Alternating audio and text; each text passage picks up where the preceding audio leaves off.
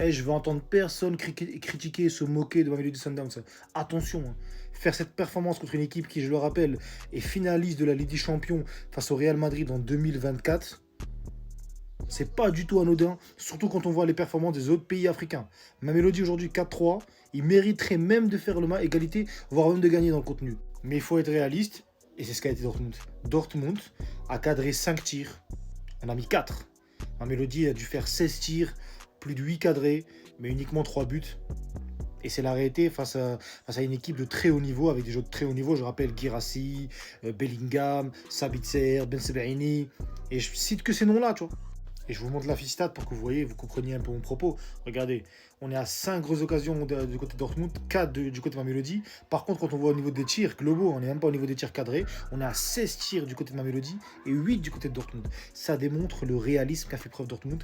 Et ça démontre, on va dire, cette leçon de réalisme. Parce qu'en plus, il y a un but contre son camp, il y a une erreur du gardien. Moi, je vous dis franchement, cette défaite du Mamelodi démontre que quand tu es un club africain, que tu travailles sérieusement et que tu travailles dans le contenu, et notamment dans le jeu sans ballon, tu peux proposer quelque chose. Même avec des joueurs de talent, on va dire, bien moins élevé que ce que proposent les clubs européens. Quand je parle de talent, tu as Allende, tu as Ribeiro, tu as aussi Mokoena, un joueur d'expérience, un joueur bon techniquement, même si aujourd'hui je trouve qu'il a fait une erreur, notamment sur un début de Dortmund.